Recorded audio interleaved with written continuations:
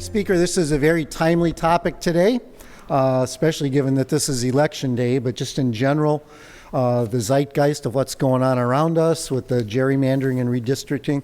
This is an apropos topic. Norman Williams is our speaker today. He is the Peterson Professor of Constitutional Law here at Willamette University College of Law. He also serves as the director for the Center for Constitutional Government here. His book on legislative and congressional redistricting in Oregon was published in 2023 by the Oregon State University Press. I think he'll probably talk about the book a little bit here. He is a graduate of Harvard University and NYU Law School. He practiced law in the U.S. Supreme Court practice group at Meyer, Brown, and Platt in New York City before joining Willamette's faculty here. And he argued numerous cases before various appeals courts and the U.S. Supreme Court as well. So he is regularly interviewed by national media on various topics involving constitutional law and election law. So I think we're really fortunate to have him so close, and he's able to speak to us on this timely day. So go ahead.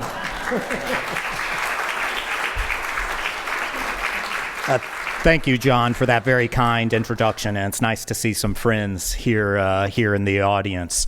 So today I'm going to give you a historical tour of the state of Oregon's approach to state legislative redistricting and congressional redistricting. Probably a lot more detail than you wanted to know, but if you really want to understand what happened in 2021, you need to understand how we got there. And what happened in 2021 was not a state legislature drawing maps on a blank, or drawing districts on a blank map. It was a response to 2011, which was a response to 2001, which was a response to 1991, going all the way back to statehood. And so we're going to start with statehood and kind of just work our way forward in time so that you can kind of know where we've been as a state, where we are, and therefore have some insight into where we might be going in 2031 when we redistrict again, or who knows, we might follow Texas, Missouri, Ohio, Virginia,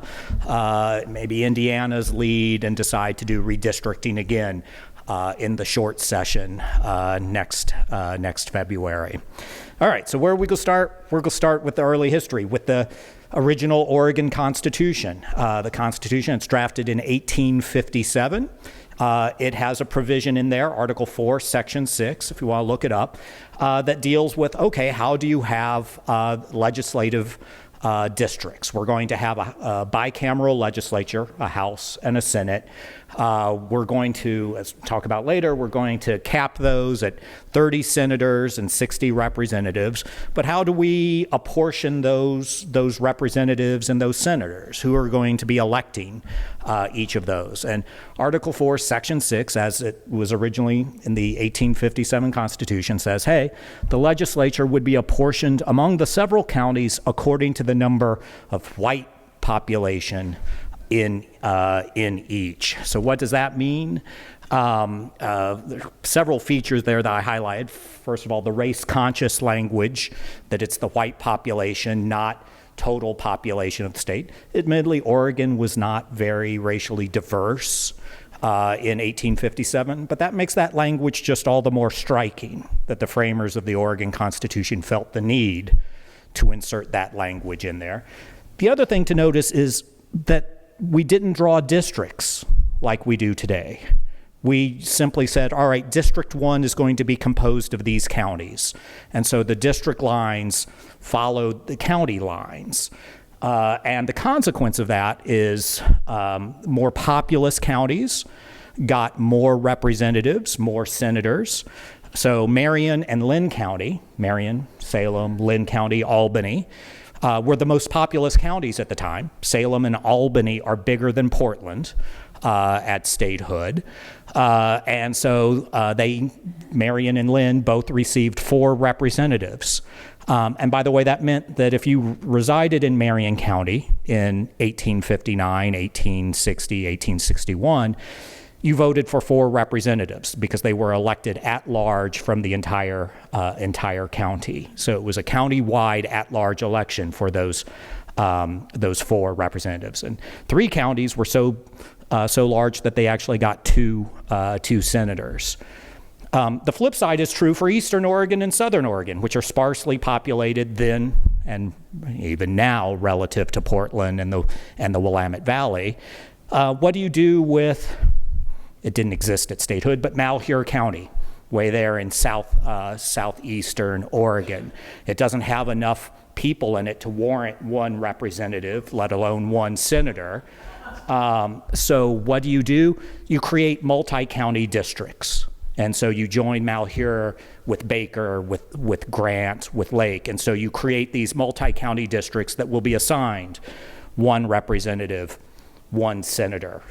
And in Eastern Oregon, those multi-county districts at statehood could be huge. In fact, as we'll talk about when we get to 1899, some really huge, politically intriguing multi-county districts were drawn over in Eastern Oregon. By the way, beginning in 1887 with a reapportionment act. You may wonder, why is it 1887, not 1881, right after a federal census? Oregon had a state census in the middle of the decade back then. So there was an 1885 state census, and the legislature decides to redistrict using the state census rather than the federal census data. We can talk about whether that was a wise choice or not, given the inaccuracies in the state census. But beginning with the 1887 Reapportionment Act, the legislature, for nakedly political reasons, says, you know what, we can use this multi-county districting device as a way to deal with populous counties too. We can put Multnomah County with Clackamas County to try to shape the political composition of the representatives or senators being elected from these multi-county districts. Even as late as 1971, we had several multi-county districts. So if you were an Oregon voter in 1970 down on the southern Oregon coast, Coos and Curry County, you elected a representative from those two counties, and you elected a senator from those two counties conjoined. This is important because it's going to drive everything else we're going to talk about. So the state constitution itself caps the size of the Oregon Senate and the Oregon House of Representatives at 30 members for the Senate, 60 members for the House, which is still true across the way. And this is why we have the legislature that we do across the way. By 1874, because of reapportionment done in 1872, the legislature reaches its cap. At statehood, the state constitution didn't actually have 30 senators, 60 representatives, but the 1872 Reapportionment Act did. And the consequence of hitting the cap is, at that moment, any county that deserves another representative because of population growth, Multnomah, Portland, that addition of a representative for Portland has to come at the expense of some other county.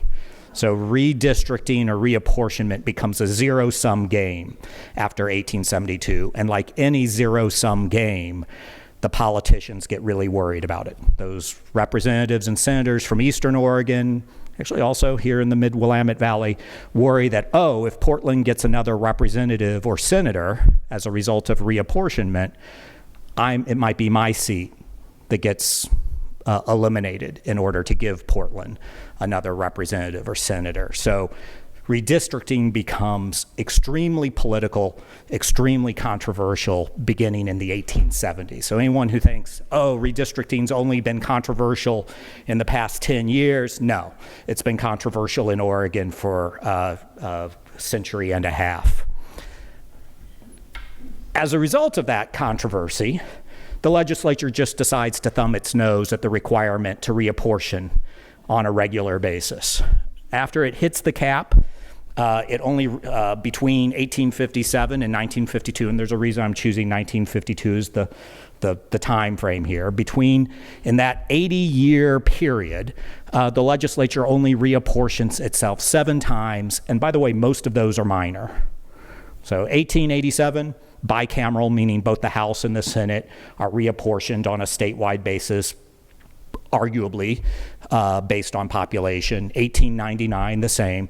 But 1903, it's only one county that's the focus of the 1903 Reapportionment Act. 1907, it's only the Oregon Senate, not the Oregon House, that's reapportioned. 1921, it's only the Oregon House, not the Oregon Senate, that's reapportioned. Same thing for 1931, and then in 1933, it's just one county in the Oregon House that gets reapportioned. So basically, the legislature said, yeah, we're supposed to reapportion ourselves on a regular basis, actually every 5 years, but we're not going to do it. Did anyone sue? No. So this was just simply ignored. The result of the legislature ignoring the duty to reapportion was malapportionment became increasingly severe. What do we mean by malapportionment?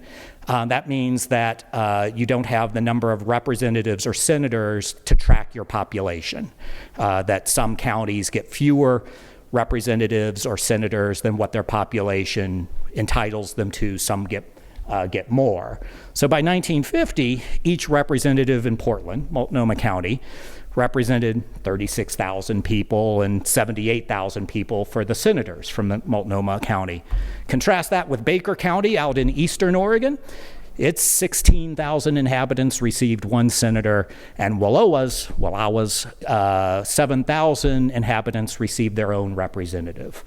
And so eastern Oregon had a lot more political power in the state legislature than did Multnomah in the first half of the 20th century. After the legislature failed to redistrict in 1951, and by the way, no, actually, I should go back here. Notice 1933 is the last time they redistrict before the 1952 time period that we're going to talk about. So the federal census comes out in 1941. Do they redistrict? No. The 1951 census comes out. Do they redistrict after the 1950 census? No. So we've now gone through two federal censuses where across the way they say, we're not changing things. We like them the way they are. That really frustrates Oregonians, mainly in Multnomah, which is the underrepresented county. And by the way, this is bipartisan. It's both Republicans and Democrats in Portland who are just incensed that their county gets too few representatives, too few senators. And so a variety of citizen groups initiate a constitutional amendment to address the malapportionment. And so the people approve in 1952 a constitutional amendment to Article 4, Section 6 to deal with the malapportionment. What does that amendment do?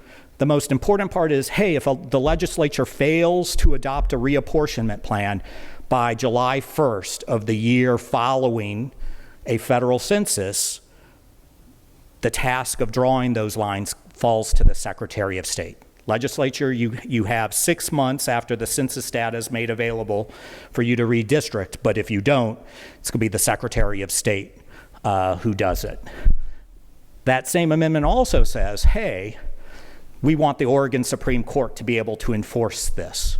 So if the legislature or Secretary of State fail to do their job, well, voters can go to the Oregon Supreme Court and go directly to the Supreme Court, bypassing trial courts, it didn't have a role then, Oregon Court of Appeals, go straight to the Oregon Supreme Court, and the Oregon Supreme Court will enforce these provisions to ensure that redistricting is done according to the law every 10 years. The amendment also malapportioned, reduced the malapportionment. It gave a few more representatives and senators to Multnomah. Not as many as it deserved, but it got more. You might ask, well, why didn't it give a perfect population-based apportionment? The folks in Multnomah decided there's no way Eastern Oregon voters are going to go for it if we don't kind of moderate the impact of addressing malapportionment. So we'll take fewer representatives, fewer senators here for Multnomah as a way to convince voters in Eastern Oregon to vote for this proposed amendment, which again passes overwhelmingly. So that fast forward then to 1961, the legislature finally adopts a bicameral reapportionment. It realizes, oh, we can't just do nothing.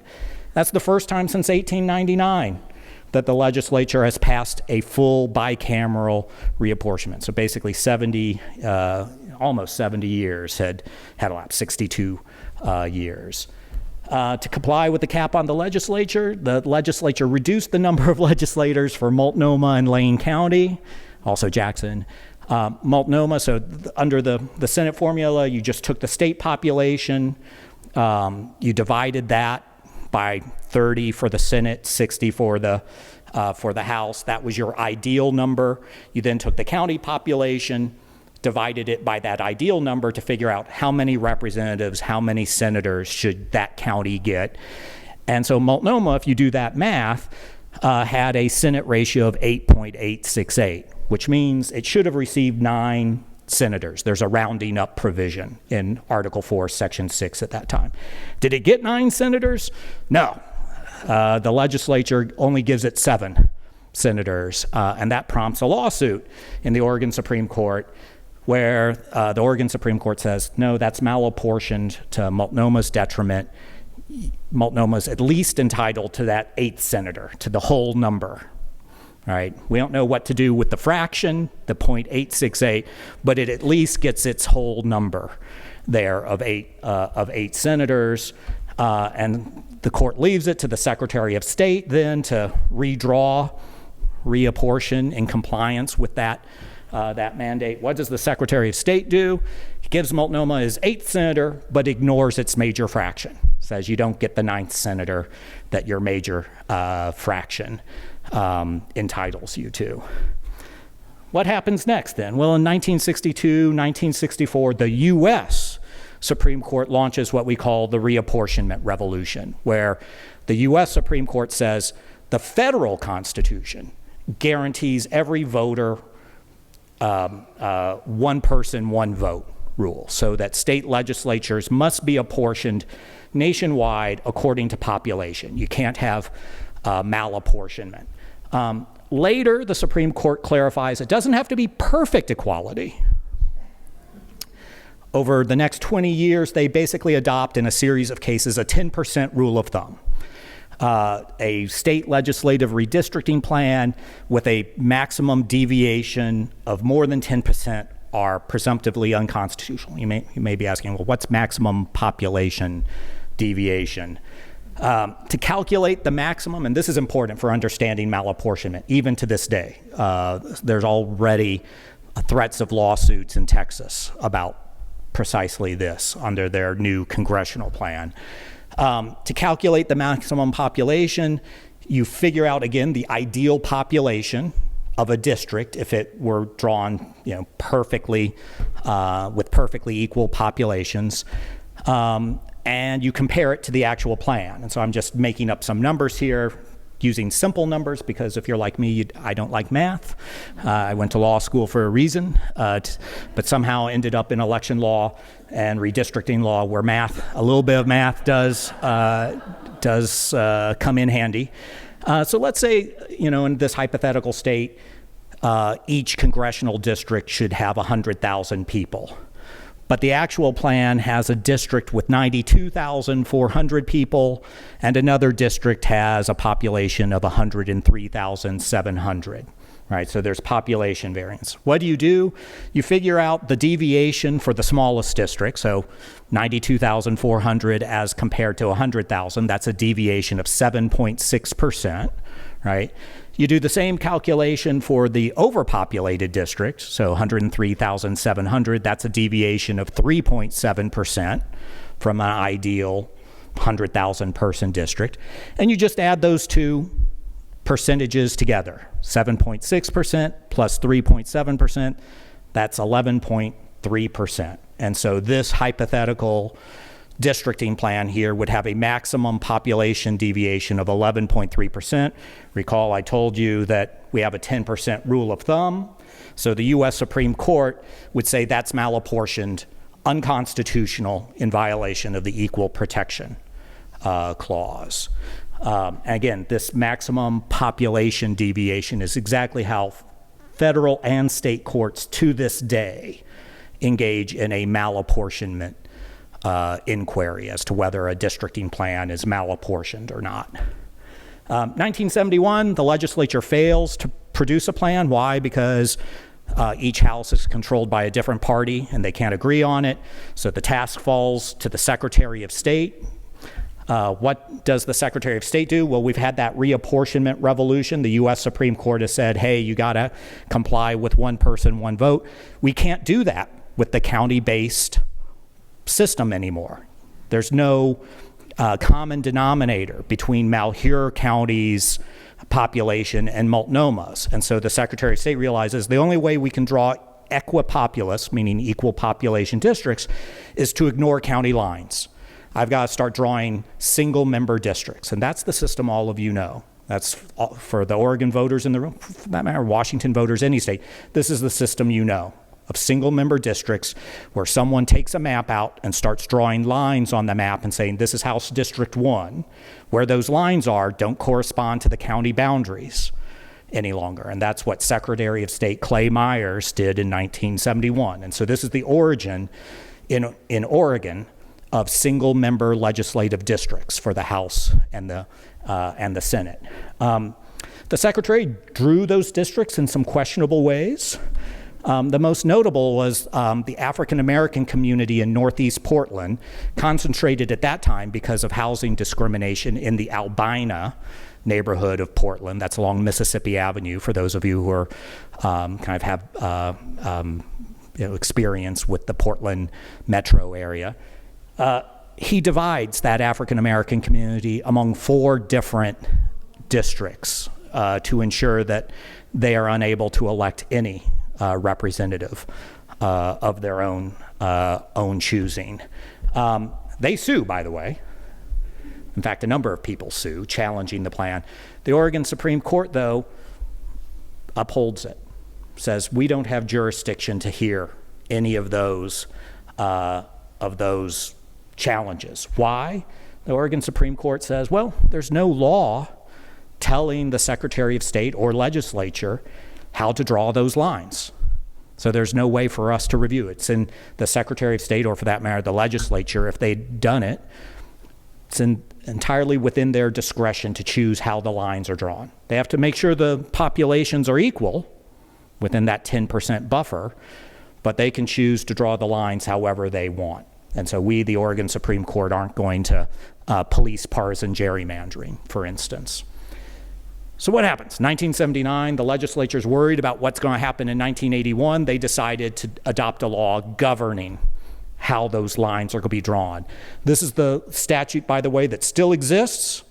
It's still how the folks across the way think about what they have to do. By the way, this is the statute that both in 2011 and then in 2021, the legislature asked me to testify as a nonpartisan expert on the law of redistricting, and this is basically the first slide that I showed them, both in 2011 and 2021, of this is the law you have to comply with in terms of how you draw those district lines. The districts have to be contiguous. That means you can't have a district that has, Bend with Portland and not connected to one another, for instance. They have to be of equal population. They have to utilize existing geographic and political boundaries, meaning, in theory, county boundaries or city limits, Cascade Mountain Range, Willamette River. They not divide communities of common interest. Final exam question for all of you is, what is a community of common interest? If you can tell the legislature or the Oregon Supreme Court, they would appreciate your assistance. And it must be connected by transportation links. Those are the things it must do. This statute also has some prohibitions. You can't draw those lines to favor any political party or incumbent, and you can't draw those lines to dilute the vote of minority communities. Last but not least, how do you draw those Senate districts? Well, you just nest 2 House districts together. So every Oregon Senate district is just 2 House districts put together.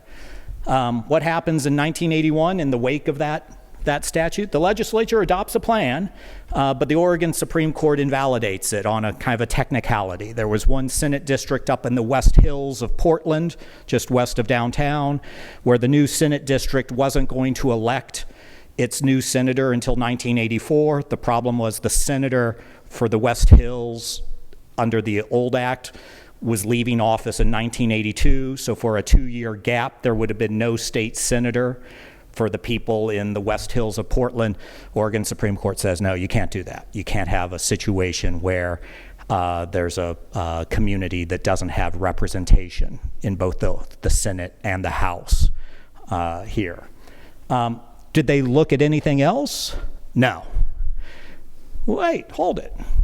We have this statute that says don't engage in partisan gerrymandering, don't divide communities of common interest. There were a ton of lawsuits, challenges to the 1981 plan saying, hey, the legislature has violated that 1979 statute and how it's drawn these districts. Was the Supreme Court said, we can't enforce that statute.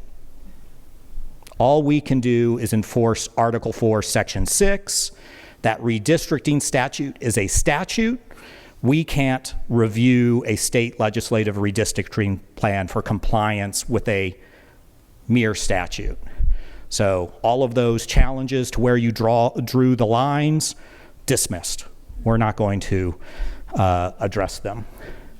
What does that mean? That means that ban on partisan gerrymandering is a dead letter, right? Because the only provision in Oregon law at that time that bans partisan gerrymandering is that 1979 statute.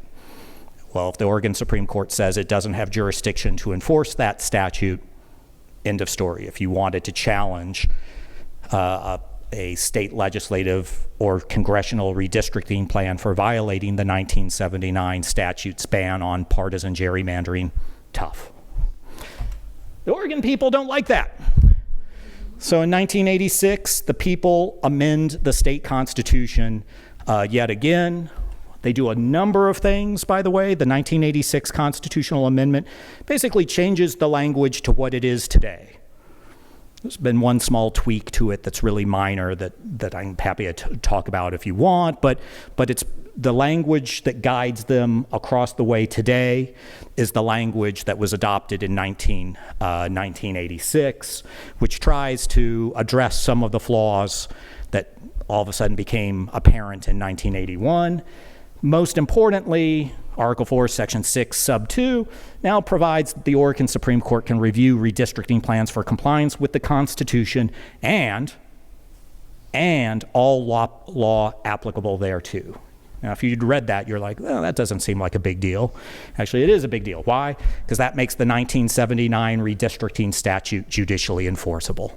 All of those requirements of redistricting are now enforceable by the Oregon courts. So that ban on partisan gerrymandering, well, in theory, we're going to talk about why I say in theory, you could bring a lawsuit challenging a redistricting plan for being a partisan gerrymander, and the court would hear that lawsuit now. Why am I cynical or say in theory? Well, 1991.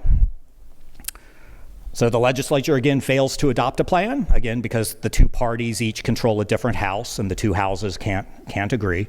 So the task falls to the Secretary of State. The Secretary of State's a Democrat.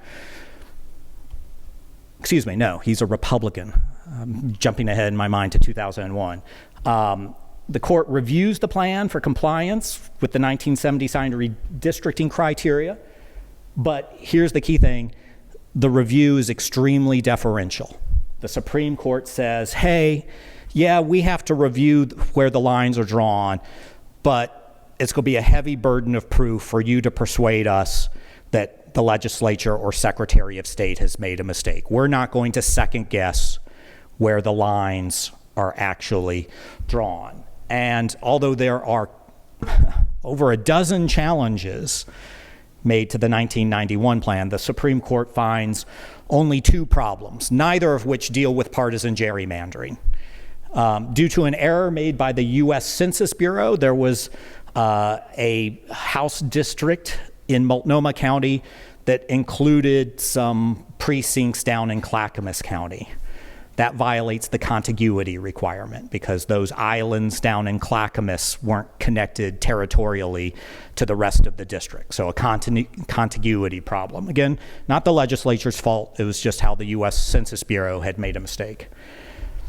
Even better yet, there are 3 homes near Forest Park in the West Hills of Portland that were put in a Beaverton-based district on the other side of Forest Park, separating them from the rest of the homes in their neighborhood. 3 homes, 10 people. Does that violate the 1979 redistricting statute? Yes, says the Oregon Supreme Court. That's dividing a community of common interest, and you have to redraw those districts to include those 3 homes.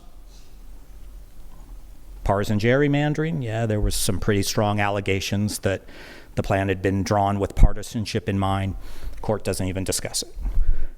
2001, even better yet, the Republicans control both houses, but we've got a Democrat, John Kitzhaber, in office. What's he do? He vetoes the legislature's plan, saying it's a partisan pro-Republican gerrymander. He turns it over to his Democratic Secretary of State, Bill Bradbury. What does Bill Bradbury do? He produces what the Republicans call a pro-Democratic partisan gerrymander. The Supreme Court, Oregon Supreme Court, basically upholds all of Secretary Bradbury's plan, as it again says, hey, our job here is not to second guess where district lines are drawn. In fact, with regard to the partisan gerrymandering claim, the court says, hey, there's no problem here because you Republicans haven't produced any evidence that the purpose of Secretary Bradbury was to help the Democrats. There's no evidence that that was the case. And so partisan gerrymandering claim, challenge, dismissed. The one problem the court found was a problem of malapportionment. There was a House district over near Sheridan, west of the Willamette Valley, that included a precinct where, according to the legislature, there were 0 people living in that precinct. Problem is, that precinct includes the Sheridan Federal Prison, which the prison authorities said, no, we've got about 3,500 prisoners living in that prison.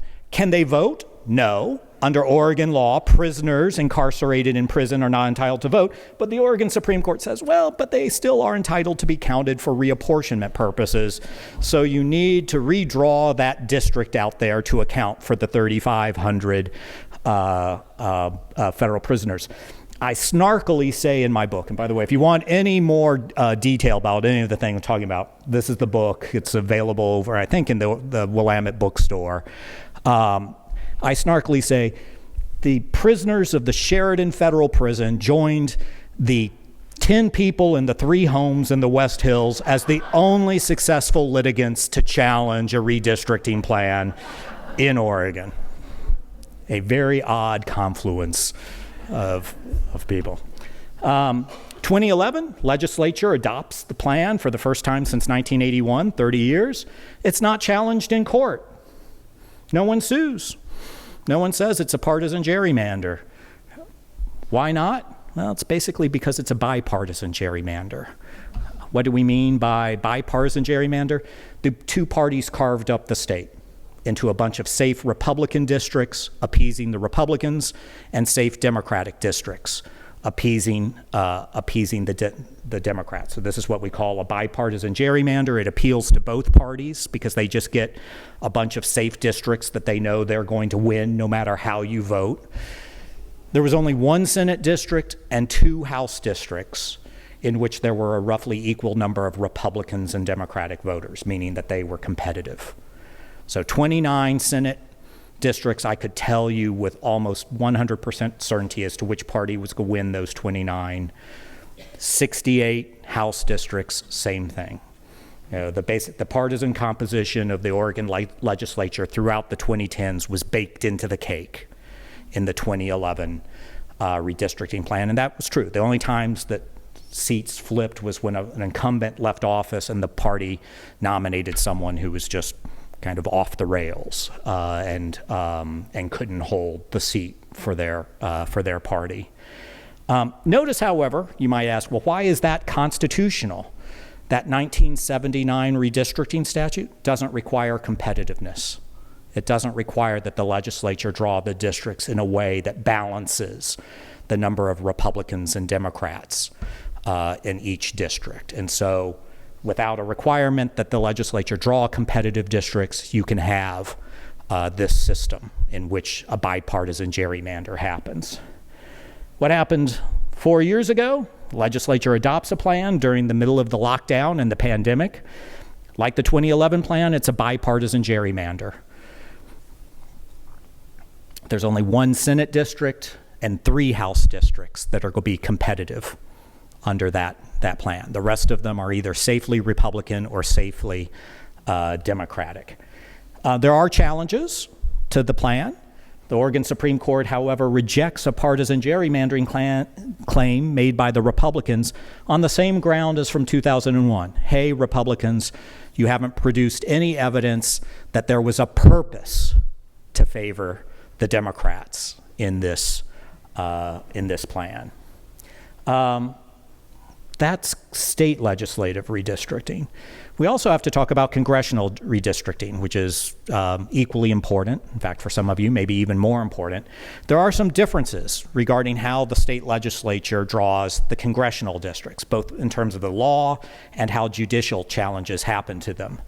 First, the population equality must be almost perfect, according to the U.S. Supreme Court. You don't have that 10% buffer. The population disparity has to be de minimis. And so, for instance, in 2021, the congressional districts that were drawn by the legislature, it's 4 people difference. The most populous district, and we're talking about congressional districts with 750,000 people. The size of the Oregon congressional districts, like most congressional districts nationwide, about 750,000 people in each district. The most populated district had 4 more people than the least populated district. So we've remedied malapportionment in Oregon with regards to congressional districts. If the legislature fails to adopt a congressional map, it doesn't go to the Secretary of State, it goes to a court. And so in 1991, it was actually a federal court up in Portland that drew the congressional districts for the 1990s. In 2001, it's a state court in Portland, one single judge who drew the congressional districts for Oregon for all of the 2000s. 2021, this is your new map. So Oregon, as a result of population growth, got a 6th congressional district. By the way, I didn't put the state legislative map up there because, I mean, it'd just be, with 60 House districts, you couldn't see kind of what's going on, especially in the Portland area. But I figured the congressional map here, you can see what's going on. We have 6 districts, and this is as large as I can make it. If you really want to kind of see it, you can go to the state legislature's website and pull this same map off. You have Congressional District 1, which is up there in that northwest corner. That's Astoria. Goes all the way basically to the West Hills of Portland and includes Portland downtown. Safe Democratic district. Congressional District 2 is Eastern Oregon and Southern Oregon, crosses the Cascades to go into Southern Oregon to include Grants Pass and Medford. Safe Republican district. No way a Democrat's winning out there anytime soon. Congressional District 3, that's Multnomah/Portland. That's basically all of Portland east of the Willamette River. In the 1970s, there was a Democratic senator who said Republicans won't win this district for a millennia. We're only about 50 years into that, but based on all of the electoral returns from CD3 in the past 50 years, that's looking like it's a prediction that's well on course to hold true. There is no way Republicans can win that district. There have even been some years where the Republicans didn't even think about trying to nominate someone, just allowing whoever wanted to be the sacrificial kill to run against the Democrat. Congressional District 4, that's Southwest Oregon. That's Eugene and Corvallis, the way it's drawn. Safe Democratic district, despite sweeping in all that territory with rural Republican voters, because the population centers of Eugene and Corvallis outweigh population-wise the rural areas. Congressional District 5, I'm just going to step away from the microphone just to point it out real briefly. That's this one right here. You might say, whoa, that kind of looks weird. Why does it look weird? Because Bend's in it. Bend used to be part of Congressional District 2. Bend is a little blue dot in solid red eastern Oregon. Those Bend Democrats didn't like being outvoted by the Republicans over there, and so the state legislature says, let's move Bend into one of those mid-Willamette Valley districts.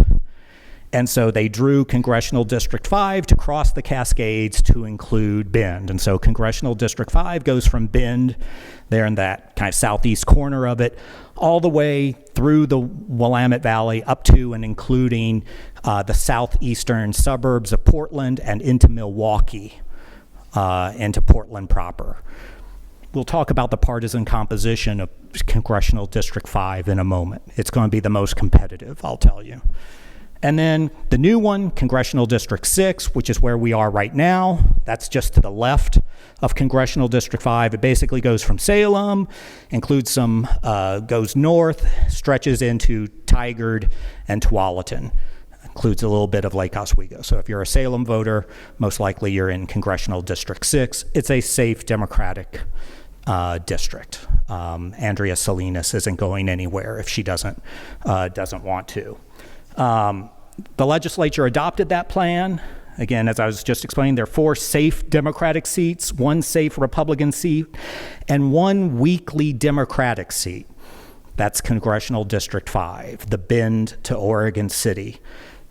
Why did the Democratic legislature, Democrat governor, draw a weakly Democratic district over there? Well, it only has a 7% Democratic registration advantage. That's the smallest of any of those districts. The Republicans have the safe Congressional District 2, but Congressional Districts 1, 3, 4, and 6 all have larger Democratic voter registrations margins than 7%. But the leaders across the way said, you know what? This is Kurt Schrader's district. Kurt Schrader is a Blue Dog Democrat who's been winning this district for 14 years. He's been winning in Republican areas of the Willamette Valley because he's a conservative Democrat who's, appealed to moderate Republican voters. And so Kurt Schrader can hold Congressional District 5. We can make that the semi-competitive district without risking losing it. I'll come back to this. What happens? Well, they've included Bend in Congressional District 5. Those Bend Democrats want a more progressive Democrat than Kurt Schrader. So what do? They run Jamie McLeod Skinner, a progressive Democrat. She beats Schrader in the Democratic primary.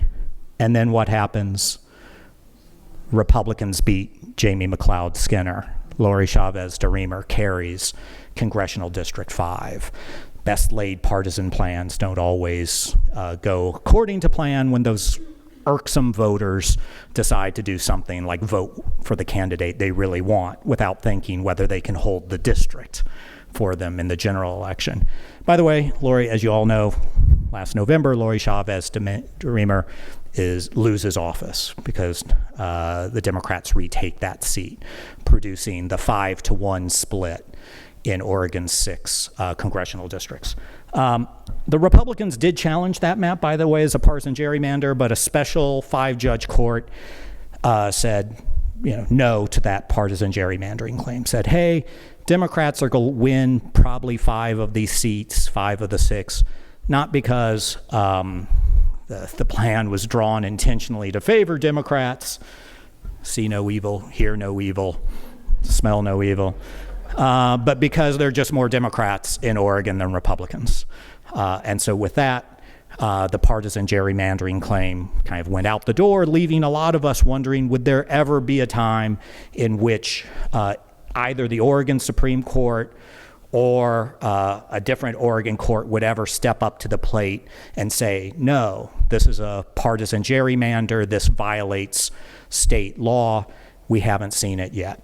And so the question going forward for 2031 is if the legislature, Secretary of State, draw a plan that's a partisan gerrymander. Is there any likelihood that the Oregon Supreme Court or a different court would step in? And I'll tell you right now, I'm somewhat cynical, and I say this in a nonpartisan fashion. We all have our partisan sympathies, but the Oregon Supreme Court has never found any Oregon redistricting plan, state or congressional, to be a partisan gerrymander, and it seems unlikely that any plan, no matter how nakedly partisan in 2031 it is, would likely run afoul of that. So, on that helpful note, I will say that if I've told people across the way this, and I only said it kind of soft voice because I worried about them taking up the offer. If you let me draw those 6 districts, I can wipe out the Republicans.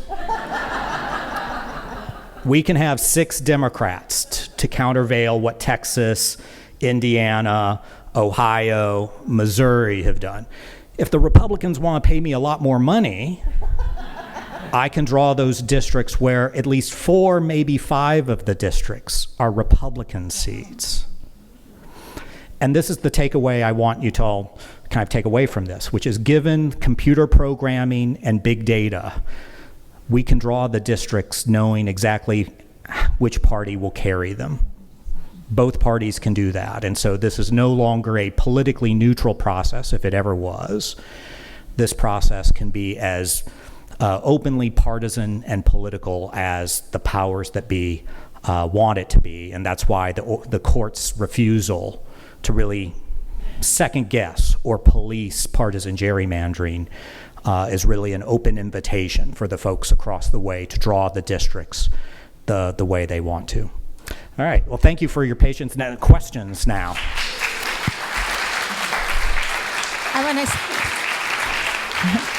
I want to start by asking you, where does the 3060 come from, and why didn't they just change the numbers when they needed more people? Yeah, it's a great question. I don't know where the 3060 number comes from. I mean, there's some, our Constitution was modeled on the pre-Civil War Indiana Constitution, which used that, so they may have just simply imported those same numbers, but you might think, all right, well, Oregon was a lot smaller in the 19th century than it is today. Why can't we expand that? There's been no real effort to. We have one of the smallest legislatures in the country. New Hampshire, much smaller state, right?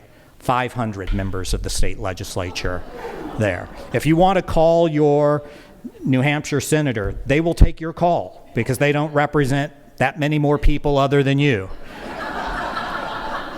Good luck to any of you, unless you've donated a lot of money, not to be cynical, calling up your state senator across the way as to whether they take your call, because they represent about 70,000 people. So kind of one of those small reforms that I kind of talk to my students about is expand the size of the Oregon legislature. There's no reason for it to be capped at 30 or 60 a century and a half later.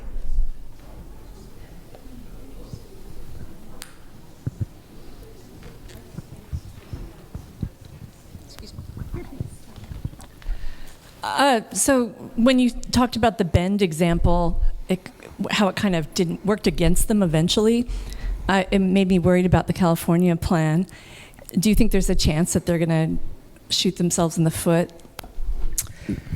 Yes, and this is the U.S. Supreme Court pointed to this in a case in 2019 when the U.S. Supreme Court said, we're not going to police partisan gerrymandering.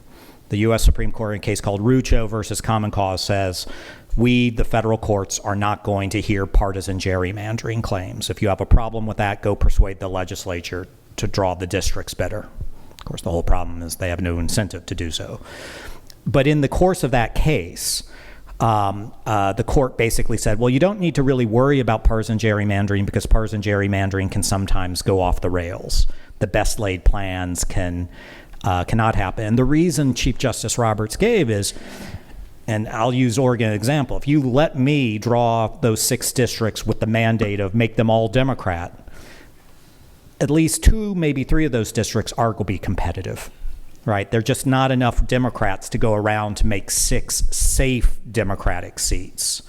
And so the more seats you try to get in the plan, the more competitive seats you're going to have in that plan. That's the reason bipartisan gerrymanders are so popular with the Democrats here. Yeah, we're giving those Republicans 20 safe Oregon House seats, so they'll get their 20 legislators over there, but now all of the safe Democratic seats have a 20%, 30% registration advantage. There's no way we could nominate Attila the Hun, dead fascist from 5 centuries ago, and we still win that district, right? And so there is a danger, and I say this for Texas as well, there is a danger that the more you go for a maximal approach, the more those voters may throw a wrench into the process.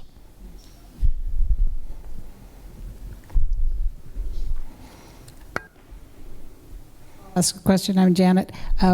What about the redistricting commission ideas that have come up? Yeah, so one of the often talked about reforms to this is take it away from the legislature and the Secretary of State, give it to an independent redistricting commission like they use in California or Arizona. Washington and other states have it. We could talk details about what commission structures work and don't.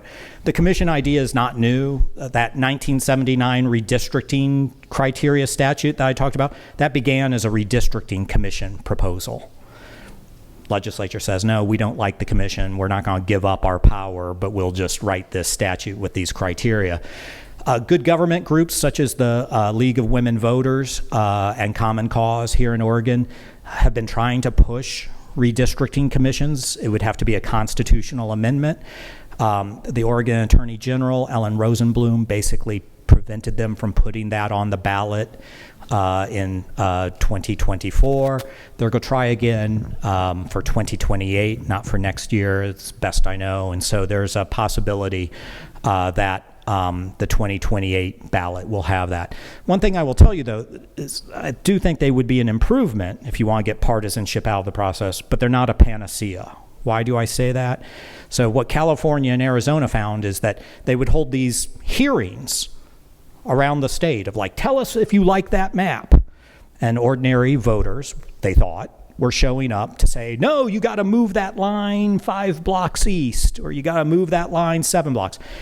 After the commissions adopted their 2011 map, Democrats won more of the California congressional districts than anyone thought they should. How did that happen? It was a redistricting commission that adopted the congressional map for California. Turned out that all those voters who were showing up brandishing pieces of paper saying, move that line, had all been sent there by the political parties. Right? Your ordinary voter doesn't understand this process enough to kind of go and argue about move this line, but the parties have tons of money and are happy to basically send voters to these hearings where they basically push the party bullet points. And so you can still end up with a partisan gerrymander, even if it's a independent redistricting commission drawing the boundaries. So better, but not a total solution.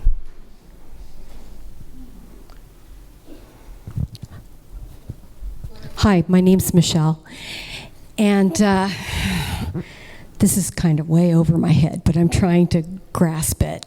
And part of what I'm experiencing is that Eastern Oregon doesn't like Western Oregon. Western Oregon will want to talk to Eastern Oregon and invite them in, and they don't want to talk to us, and we really need to communicate with one another. You had mentioned expanding the Oregon legislature. Is that, there's no easy fix, but is that a fix? And what would the numbers be? Thank you.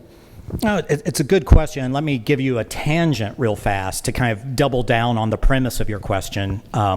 So Eastern Oregon doesn't like Western Oregon. How do I know that? Because the counties of Eastern Oregon have voted to secede from Oregon and join Idaho. This is called the Greater Idaho Movement. I wasn't aware of this until 4 years ago when the New York Times journalist called me up and said, hey, Eastern Oregon wants to secede and join Idaho. I'm like, oh, that's a joke. and then realized, no, it wasn't a joke, that these counties had already voted. By the way, it is a joke in terms of its likelihood of happening. Oregon's not going to give away 2/3 of its landmass to Idaho without Idaho ponying up, by my estimation, about $30 to $40 billion, which Idaho doesn't have and wouldn't like to give us anyway. So it's not happening. But I told the reporter, you're asking me, the first person since 1861 to be asked about the law of secession in the United States, and I don't really know that much. So anyway, that's just a personal anecdote as to I understand firsthand what you're talking about. Increasing the size of the legislature, I think, would do a little bit there, because all of a sudden, if you're only representing 10,000 people, you might be more responsive to those 10,000 than when you're representing 70,000 people and you can just ignore what individual constituents want. But I think the real solution there, as I've said to the New York Times reporter and to others, is we've just got to do a better job as ordinary voters talking to one another. We've got to stop the toxicity. We've got to stop the, hey, we won this election, the rest of you can go pound sand, whether you're a Republican or a Democrat. I go over to Eastern Oregon to give this presentation, by the way, and I'm struck by how Eastern Oregonians really actually aren't that different from those of us who live west. They worry about the schools, they worry about transportation, they worry about safety, they worry about whether the state's fiscal house is in order and spending money on the right things. Yeah, there's some culture issues that divide Eastern and Western Oregon, but you really have to push to get people to really say, oh yes, I care more about guns than I do about my grandchildren's elementary school. Right. And so I actually do think, social media and the national media on both sides does a lot to divide us, because quite frankly, you don't want to watch the OPB News Hour, because it's too balanced. It doesn't have people shouting at one another. What draws viewership both on cable news and on social media is, let's have the two crazies, one from the left, one at the right, yell at one another, because that drives up viewership. And the consequence is, too many Americans, in my view, have gotten drawn into the notion that we are more polarized than we in fact are. We are polarized, but we need to combat that. And I think the more we talk to one another across divides, we can start solving problems. And redistricting can be a part of that. Thank you. Thank you very much. Thank you, Dr. Williams. Thank you.